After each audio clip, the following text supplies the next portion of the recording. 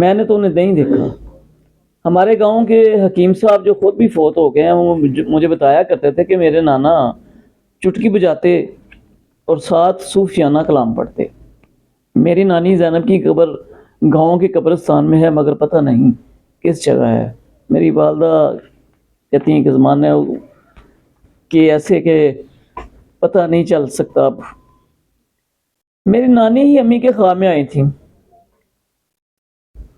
جب میں اس دنیا میں آنے والا تھا، اور بچہ ہاتھوں میں پکڑ کر میری والدہ کو تھماتے ہوئے فرمایا تھا، یہ لو سریا تمہاری امداد۔ بس والدہ نے کہا، خواہ بیٹی ہو یا بیٹا، نام امداد ہی رکھنا ہے، اور یوں میرے نام کے ساتھ محمد لگا کے ابا جی نے محمد امداد رکھ دیا۔ اور آسی میں نے 7ویں جماعت میں تخلص رکھا، اور امداد کی منزلیں بس کبھی کوئی مجھے غیر ملکی، امریکی، جاپانی، یورپی یونین، چائنا کا نام دیتا ہے کہ وہاں کی امداد ہے، یعنی میں نیشنل کم اور انٹرنیشنل زیادہ ہوں۔ حالانکہ امداد کے ملک پاکستان کو امداد ملتی ہے جو غریبوں کی بجائے امیروں میں بانٹی جاتی ہے۔ اب تو گاؤں میں ٹائلٹ اور سیوریج کا نظام ہے، پانی کا بھی جو سرکاری نظام جو آج کل ہم اپنے شہروں میں دیکھتے ہیں، جگہ جگہ ڈسٹ بن پڑے ہوئے ہیں کوڑا کرکٹ ڈالنے کے لیے، پھر بھی کوڑوں کے ڈھیر لگے ہوتے ہیں۔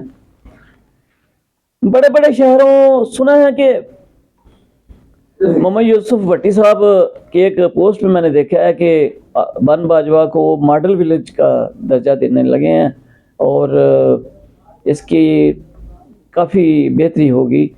اللہ تعالیٰ سب کے ہمارے خواب پورے کرے۔ ایسے ہمارا گاؤں کافی نفوس پہ شامل ہے، اور میرا خواب ہے کہ وہ کسی دن تحصیل یا سب تحصیل بنے گا۔ بڑے بڑے شہروں کراچی، لاہور تو اب عالمی سطح پر آلودگی میں نمایاں پوزیشن حاصل کر چکے ہیں، مگر وہ کچرا، روڑی، گندگی کے ڈھیر۔ دوستو، آپ کو پتہ ہے کہ جو ایٹمی فضلہ ہے یہ کہاں جاتا ہے؟ یہ بڑے بڑے ملک دوسرے ملکوں کو بیچتے ہیں، وہ اپنے سمندروں میں پھینکتے ہیں، اور کوئی ایسی جگہوں پہ جہاں پہ کوئی آتا جاتا نہیں ہے وہاں پہ یہ ہوتا ہے جہاں دور دور آبادی نہیں ہوتی۔ تو یہ گندگی کے ڈھیر تو انٹرنیشنل ہے۔ آپ سے ایک ذاتی تجربہ شیئر کر رہا ہوں۔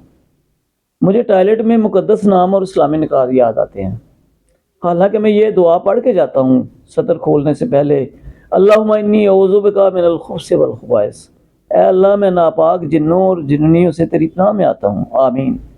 اور باہر آتے ہوئے دایاں قدم رکھ کر الحمدللہ الذی اذھب عنی العذاب وعافانی، غفرانہ کا الحمدللہ الذی اذھب عنی العذاب وعافانی، بخشش مانگتا ہوں، اللہ کا شکر ہے جس نے مجھ سے گند صاف کیا اور مجھے عافیت دی، آمین۔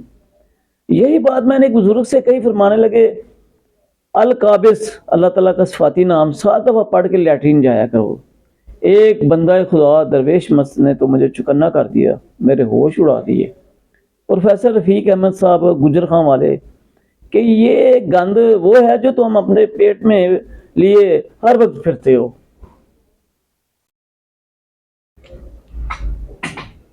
آپ صلی اللہ علیہ وسلم طیب ہے، میں گناہگار ہوں، برے کام کرتا ہوں، بدکار ہوں، آقا میری گندگی درگزر کر دیں، آسی دعا گو بے حق کے سرکار صلی اللہ علیہ وسلم۔ گند صاف ہو جاتا ہے اور ہونا چاہیے، افراد اور اجتماعی دونوں، مگر اپنے اندر کا گند، گندگی، افریت، حسد، نفرت، غیبت، برائی، یہ بھی تو صاف اور ختم ہونے چاہیے۔ ویسے آج کل سیاست کا گند بہت زیادہ ہے، امیر غریب سب مبتلا ہیں۔ سیاست کے اشرافی اور درباری لوگ بارادری میں جمع ہیں، اور حریم خانے پارسائی کے شناسہ تلاش میں سرگردہ ہیں، اور محلات کی وادیوں میں راہداریوں میں سازشیں عروج پر ہیں۔ کرونا پھر بھی کسی کو ہوتا ہے یا نہیں ہوتا. یہ کرونا کے دنوں میں تحریر تھی. ایک دن دل بینا نے کرونا سے سوال کیا یہ سماجی فاصلے ماسک وغیرہ تمہاری ایجاد ہیں. کرونا کہنے لگا پہلے کیا فاصلے نہیں تھے اور کیا ماسک نہیں تھے؟ چلو گند سے بچنے کے لیے ہی ماسک پہنو. نقلی چہرے پر ہم بھی ہم ہیں, اصلی چہرے پر بھی ہم ہیں.